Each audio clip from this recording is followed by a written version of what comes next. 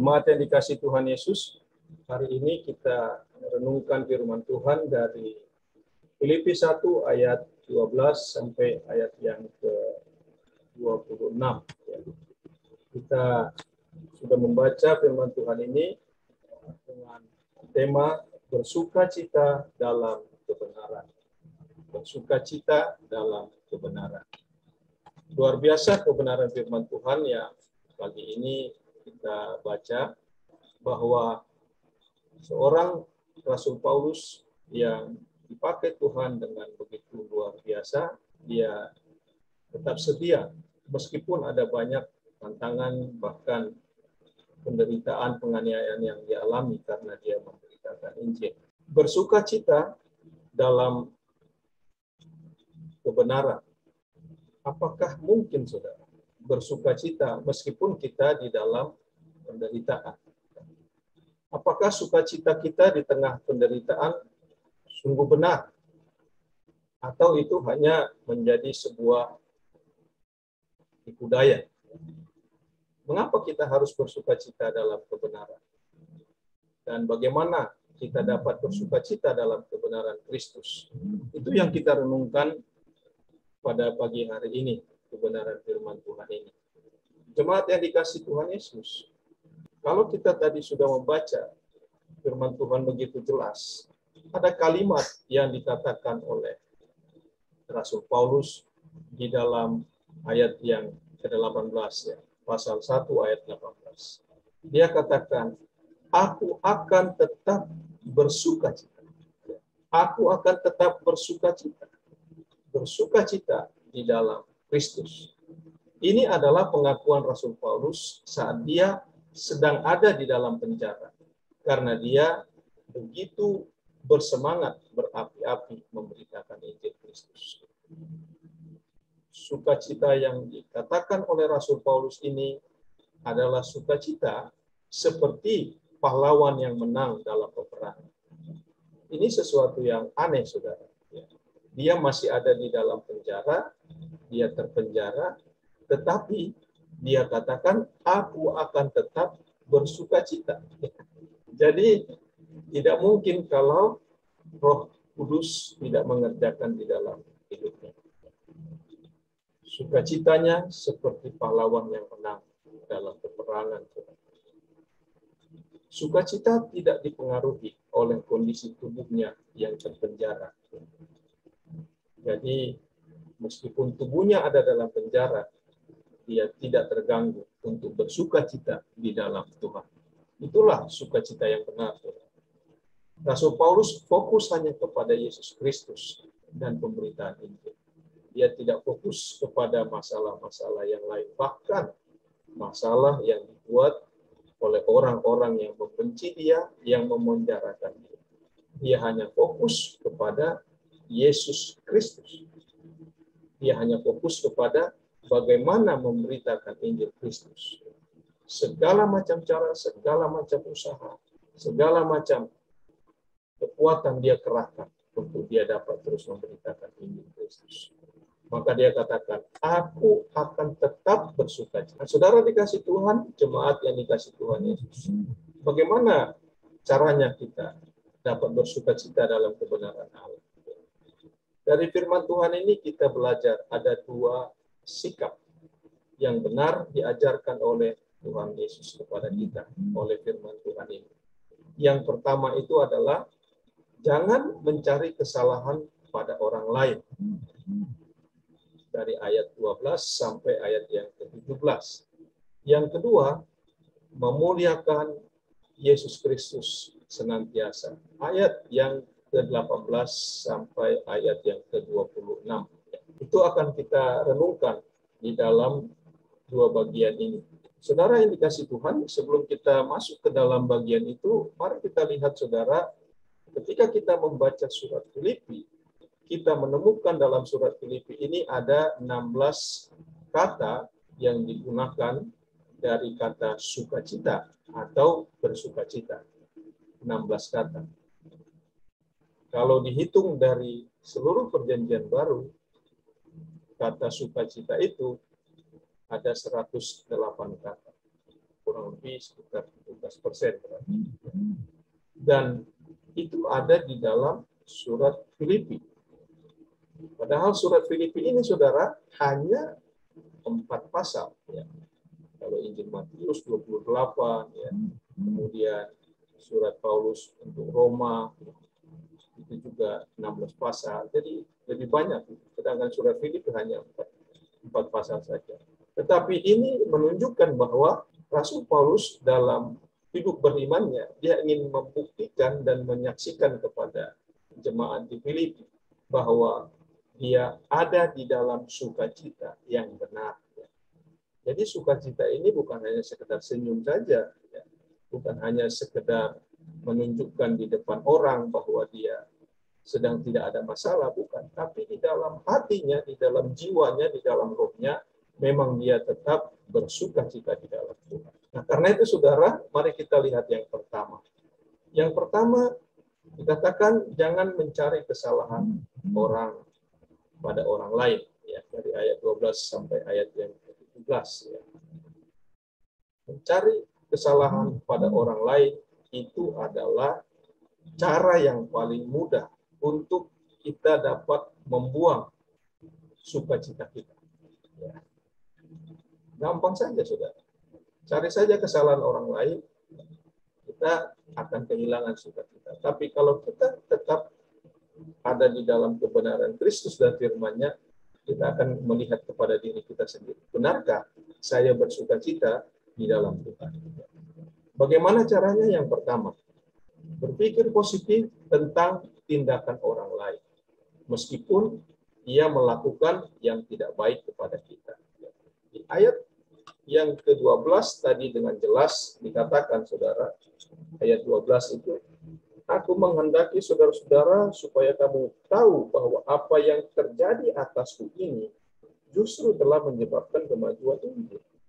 Sehingga telah jelas bagi seluruh istana dan semua orang lain bahwa aku dipenjarakan karena Kristus. Selalu berpikir positif. Tidak enak, saudara. Tidak ada penjara itu yang membuat orang enak. Koruptor saja tidak mau dipenjara. Orang jahat yang berbuat baik tidak mau dipenjara. Jadi tidak ada satu orang pun yang mau ada di dalam penjara karena memang tidak menyenangkan. Tetapi dalam keadaan yang sedemikian, Rasul Paulus ini selalu berpikir positif. Orang yang memenjarakan dia, orang yang menangkap bahkan menganiaya dia, menciderai dia, selalu dia lihat ini adalah cara Tuhan bagi saya. Ini adalah kehendak Tuhan bagi saya. Bukan karena kesalahannya, bukan karena dosanya, tetapi karena dia tidak mau kehilangan sukacita yang benar itu. Yang kedua, dia tidak fokus hanya kepada penderitaan yang sedang dialami. Ada kalimat dikatakan oleh Rasul Paulus, itu memperberat beban diri sendiri, saudara. Ketika kita fokus kepada penderitaan, pergumulan, persoalan diri kita, masalah sekarang yang kita hadapi, masalah ekonomi, keuangan, bagaimana kita makan satu hari, bagaimana kita mau makan siang ini, bagaimana kita mau makan nanti malam, ya. Seringkali membuat kita, saudara, fokus kepada persoalan itu. Dan kita akan kehilangan sukacita ketika kita hanya mengandalkan kekuatan kita sendiri. Itu akan memperberat beban kita, saudara. Mari terus kita fokus kepada Kristus, bukan kepada persoalan-persoalan, masalah, bahkan pergumulan yang kita hadapi saat ini. Karena itu akan membuat beban kita. Kita fokus terus kepada Kristus. Kita terus memandang kepada Kristus. Yang ketiga, penderitaan dalam kebenaran akan berdampak terhadap kesaksian iman pengikut Kristus. Ayat yang berikutnya dikatakan justru dengan pemenjaraan Rasul Paulus, orang akan berani menjadi saksi Kristus, menyaksikan Kristus. Di penderitaan kita, pergumulan kita, kalau kita lihat dari pandangan Allah, dari kehendak Allah, maka itu akan berdampak. Orang lain akan dapat menyaksikan dan turut juga menjadi saksi Kristus. orang tidak akan takut lagi bersaksi. Itulah maksud Tuhan, mengapa kita mengalami ada pergumulan, ada penderitaan. Supaya kita dapat bersaksi. Supaya kita dapat bercerita. Kalau kita belum melewati masa itu, kita belum melewati pengalaman yang Tuhan kehendaki itu, kita tidak dapat menyaksikan Kristus yang memberikan sukacita itu di dalam hidup kita. Karena itu, inilah yang dialami oleh Rasul Paulus. Dia selalu ingin hidupnya berdampak meskipun ada di dalam penderitaan. Yang keempat, saudara, masih di dalam ayat yang ke-12 sampai 17 itu. Yang harus kita cari dalam kehendak Allah adalah seberapa mampu kita bertahan dalam penderitaan bila kita tanpa Yesus Kristus. Ini harus jadi pertanyaan kita. Karena itulah pengalaman Rasul Paulus. Dia menyadari kalau bukan karena Kristus dan Injilnya yang dia beritakan, dia tidak mungkin dapat bertahan. Tapi karena dia tahu dia ada di dalam kebenaran Kristus, kekuatan yang dia miliki bukan dari dirinya, tetapi dari Allah, dari Roh Kudus yang ada di dalam. Maka mari kita cari, saudara. Tuhan, aku tidak mampu jalani hidup ini 1,5 tahun lebih ini kalau bukan karena Yesus Kristus. Kita harus terus libatkan Tuhan dalam hidup kita. Kita harus berperkara dengan Tuhan. Jangan aku melangkah Tuhan kalau Engkau tidak ada di hadapan, tidak di depan. Kita harus terus libatkan Tuhan. Yang kelima, dikatakan percaya setiap perbuatan dan tindakan akan menghasilkan buahnya. Setiap perbuatan kita akan ada buahnya, akan ada akibatnya. Kalau kita berbuat baik, hasilnya akan baik, meskipun seringkali dalam saat-saat yang kita harapkan tidak selalu baik. Tapi ujung dari semua kebaikan dan kebenaran itu adalah pasti kebenaran. Kalau kita melakukan yang jahat, membenci, dengki, bahkan kita melakukan tindakan kriminal, pasti hasilnya akan tidak baik. Karena kita melakukan yang bukan Tuhan kehendaki. Jadi sudah pasti kalau kita menanam padi, hasilnya adalah bulir padi. Kalau kita menanam mangga, hasilnya adalah buah mangga. Tidak mungkin menanam padi, hasilnya buah mangga. Setiap perbuatan pasti akan ada buahnya. Nah, saudara, kalau kita mencari kesalahan orang lain, maka paling gampang kita mengatakan, oh itu kesalahan dia, bukan saya. Kita tidak akan menghasilkan buah kebenaran. Mari saudara, dalam kehidupan berjemaat kita terus membangun satu dengan yang lain untuk meningkatkan bagaimana kita menghasilkan buah-buah yang baik, buah-buah kebenaran. Makin banyak kita buat yang baik di mata Tuhan, yang benar di mata Tuhan, maka makin juga buah itu akan menghasilkan yang manis, yang berdampak, yang dapat dinikmati oleh orang. Yang berikutnya, tetap setia meskipun tidak ada yang membela. Rasul Paulus ini, saudara, dalam perjalanan iman dan pemberitaan Injil yang dia lakukan, dia selalu hanya bergantung kepada Tuhan. Dia seringkali merasa sendiri, bahkan seperti tidak ada yang membela. Tapi tidak mengapa, saudara, karena ada Roh Kudus yang selalu menghibur dan membela. Dan kita tahu, dalam kehidupan kita sebagai orang percaya, kalau kita tetap setia, meskipun tidak ada orang yang menolong kita atau membela kita, Tuhan dapat mengantar dengan caranya sendiri orang-orang yang akan menolong, membela, bahkan memberikan penghiburan kepada kita. Jadi, mari kita, saudara, makin belajar bagaimana kita mengasihi Tuhan dengan sungguh-sungguh, dengan setia melakukan kehendaknya, melakukan. Yang kedua, saudara, kita lihat kita harus memuliakan Yesus Kristus dari ayat 18 sampai ayat yang ke-26. Memuliakan Yesus Kristus. Dari ayat yang ke-18, di sini Rasul Paulus katakan, tetapi tidak mengapa. Sebab bagaimanapun juga Kristus diberitakan. Baik dengan maksud palsu maupun dengan jujur. Tentang hal itu aku bersuka cita dan aku akan tetap bersuka cita. Jadi masalah di luar sana, masalah di luar penjara itu bukan menjadi persoalan besar bagi Rasul Paulus. Tetapi dia tetap katakan, aku bersuka cita. Bahkan aku tetap bersuka cita. Cara yang baik bagi kita, saudara, untuk terus memuliakan Kristus dalam hidup kita. Sukacita kita bukan dipengaruhi oleh keadaan, oleh situasi, oleh waktu. Tetapi sukacita kita adalah sukacita yang kekal di dalam Kristus. Maka mari kita tetap bersukacita. Apapun yang terjadi. Ketika kita mengalami duka, Tuhan mau kita tetap bersukacita. Jangan kita tinggal di dalam kedukaan. Karena roh yang Tuhan berikan kepada kita adalah roh yang menyala-nyala, roh yang hidup, sehingga kita tidak tertekan dengan situasi, sehingga kita tidak terbuai juga dengan segala tipu daya dunia ini. Mari kita bersukacita di dalam kita. Yang kedua, menghibur diri sendiri karena ada Roh Kudus yang menghibur kita. Dan itu yang dilakukan oleh Rasul Paulus. Ayat 19. Karena aku tahu bahwa kesudahannya semua ini ialah keselamatanku oleh doamu dan pertolongan Roh Yesus.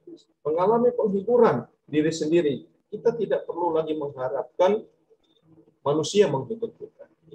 Kalau kita sebagai teman dalam persekutuan, itu memang adalah tanggung jawab atau tugas kita, saling menghibur satu dengan yang lain. Tetapi kita tidak diminta oleh firman Tuhan untuk mengharapkan penghiburan dari manusia. Kita harus mengharapkan terus-menerus Roh Kudus yang menghibur kita. Karena itu sudah dikerjakan oleh Yesus dengan mengutus Roh Kudus untuk menghibur setiap orang yang percaya. Aku mengutus Rohku, itu dikatakan oleh Tuhan Yesus. Maka pasti saudara, kalau kita mau memuliakan Kristus dalam hidup kita, kita akan menghibur diri kita karena Roh Kudus sudah menghibur. Kita tidak puas dengan mencari penghiburan dari dunia ini. Pasti akan ada batasnya. Orang mencari sukacita, mencari penghiburan dari dunia, dia tetap mengeluh juga. Orang mencari penghiburan, maunya piknik, katanya kemana, ya, pergi ke sana, pergi kemari, tetap mengeluh juga. Jadi itu bukan penghiburan. Mari kita hibur diri kita sendiri karena Kristus ada di dalam hidup kita. Yang ketiga, saudara, cara kita memuliakan Yesus Kristus adalah meyakini pertolongan Roh Yesus Kristus dalam hidup kita. Roh Yesus Kristus pasti menolong saudara dan saya. Kalau kita ada sampai saat ini, itu karena Roh Tuhan terus menghibur kita, menguatkan kita. Yakini pertolongan Tuhan itu selalu nyata. Gereja dengan segala macam usaha kita lakukan, bagaimana kita dapat berbagi lewat bantuan sembako, lewat perhatian yang diberikan oleh Bapak Gembala, juga majelis, itu kita lakukan. Tapi saudara, pertolongan kita bukan dari manusia, pertolongan kita dari Tuhan saja. Maka biarlah kita berharap dan berdoa terus supaya pertolongan itu nyata dalam hidup kita. Dan kita dapat mengelola dengan benar. Yang keempat, saudara, kita harus berkeyakinan dan berkomitmen dalam kebenaran Allah. Mari kita lihat ayat 21. Karena bagiku hidup adalah Kristus dan mati adalah keuntungan. Itu keyakinan yang luar biasa. Standar iman yang tidak boleh diganti oleh apapun, saudara. Kristus adalah kemuliaan Allah. Dan di dalam Kristus itu juga kita akan mengalami hidup yang penuh dengan keuntungan, saudara. dia adalah kemuliaan Allah. Maka mari kita yakin sungguh-sungguh, kita percaya dengan kebenaran firman Tuhan ini, kita akan dituntutkan bahwa bagiku adalah hidup adalah Kristus, mati adalah untung. Kalau Tuhan izinkan kita masih hidup, maka yang kelima katakan, kita harus hidup menghasilkan buah bagi Kristus. Sekarang pertanyaannya bagi kita, saudara, di tengah-tengah pandemi ini, buah apa yang kita hasilkan bagi Kristus? Atau kita hanya berjuang, bergelut, ya, berusaha untuk dapat bertahan hidup dengan bekerja sungguh-sungguh, cari makan, ya. Apakah itu yang Tuhan mau, saudara? Mari kita hidup berarti untuk Tuhan dengan cara memuliakan Yesus Kristus dalam hidup kita. Bagaimana itu dapat dilakukan? Kita hidup harus menghasilkan buah. Menghasilkan buah-buah kebenaran. Memuliakan Kristus dengan cara itu. Ayatnya yang ke-22. Ya. Lalu yang terakhir, saudara, di sini kita lihat memuliakan Kristus dengan memegahkan Yesus Kristus, bukan memegahkan diri sendiri. Kita paling mudah, saudara, sadar atau tidak, mengatakan bahwa itu karena perjuangan saya, itu karena saya. Saya pun mengalami juga demikian, saudara. Kalau tidak dipuji karena itu sudah perjuangan saya akan kecewa. Saya lambat laun menjadi mundur karena kedagingan kita. Tetapi saudara, bukan itu yang diinginkan Tuhan dalam hidup kita. Seperti yang ditunjukkan oleh firman Tuhan ini bagi kita, kalau kita memuliakan Kristus, kita hanya mau memegahkan Kristus dalam hidup kita. Bukan aku lagi, tetapi Kristus yang hidup di dalam aku. Kita ini tidak ada artinya apa-apa, saudara. Hanya Kristus saja yang harus kita muliakan. Nah, saudara dikasih Tuhan, setelah kita membaca dan merenungkan firman Tuhan ini, apa makna kebenaran firman Tuhan ini bagi kita? Firman Tuhan ini membawa kita kepada perenungan. Yang pertama, pengikut Kristus tetap akan bersukacita.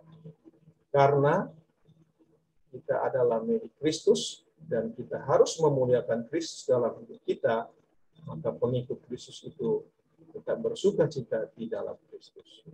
Di luar Kristus, kita tidak dapat bersukacita, saudara. Ya. Lalu bagaimana dengan orang lain di luar Kristus? Itu bukan urusan kita.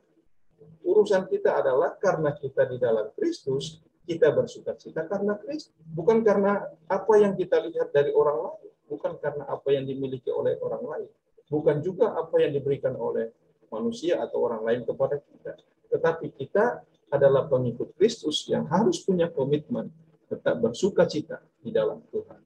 Apapun yang terjadi dalam hidup saya. Yang kedua, saudara, kita bersukacita dalam kebenaran.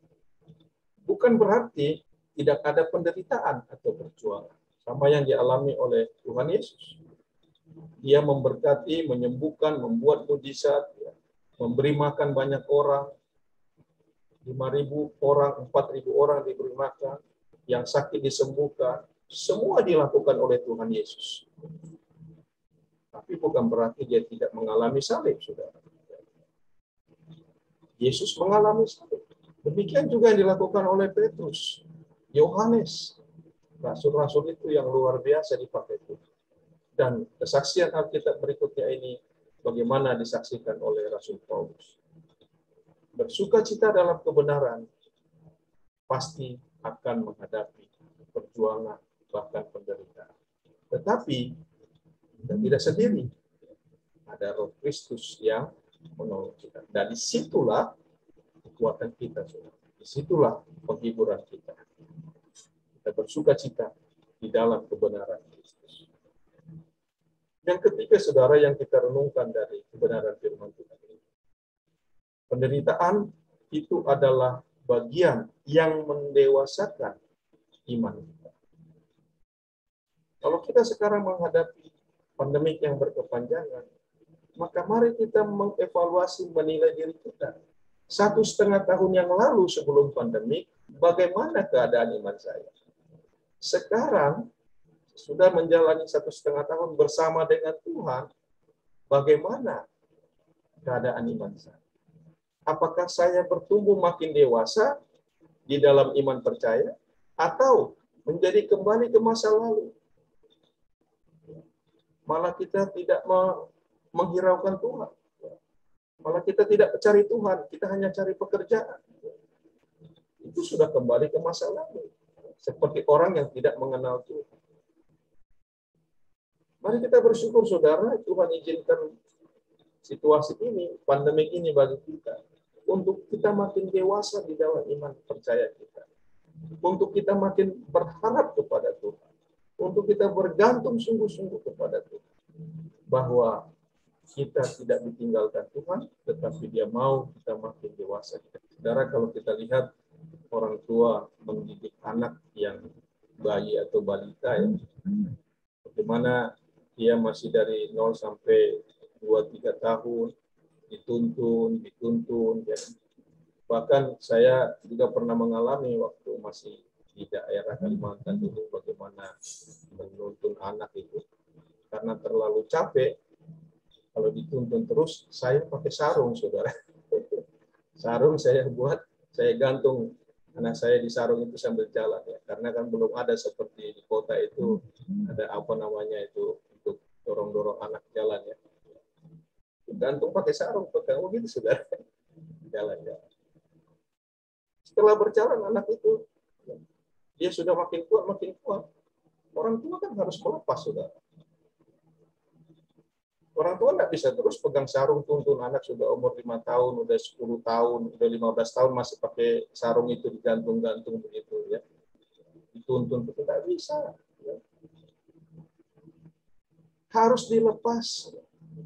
Nah, cara Tuhan mendidik kita untuk menjadi dewasa dengan lewati penderitaan, pergumulan hidup. Ya. Supaya kita terus cari Tuhan. Saya perlukan Tuhan. Karena kita sedang didewasakan oleh Tuhan secara rohani. Saudara yang dikasih Tuhan Yesus. Sungguh kita bersyukur, saudara, kebenaran firman Tuhan ini menolong kita. Makin kita percaya bahwa di dalam Tuhan Yesus Kristus, iman kita bukan makin kecil atau makin kecil, tetapi justru makin bertambah, makin meningkat, makin dewasa di dalam Tuhan. Supaya sukacita kita ini yang kita alami di tengah-tengah penderitaan sekalipun, bukan karena kekuatan kita, tapi karena Roh Kudus mengerjakannya di dalam hidup saudara dan saya. Saudara, biarlah firman Tuhan ini memberkati kita, menolong kita lagi, makin kita setia, terus-menerus mencari Tuhan, mengandalkan Tuhan, dan berharap kepada Tuhan. Bahwa sukacita kita harus di dalam kebenaran firman. Biarlah firman Tuhan ini memberkati saudara dan saya. Mari kita berdoa. Bapa kami di surga, kami sungguh bersyukur untuk kebenaran firman-Mu yang kami renungkan pada hari ini, Tuhan. Terima kasih Engkau sungguh baik bagi kami, selalu menghibur kami di tengah-tengah pergumulan yang sulit sekalipun. Dan Engkau selalu hadir, bukan hanya menghibur kami, Tuhan, tapi juga menolong kami sampai kami menemukan jalan keluar di dalam kami. Terima kasih Bapa di surga, berkati iman kami, makin hari makin dewasa di dalam Tuhan. Dalam nama Tuhan Yesus Kristus kami berdoa dan bersyukur.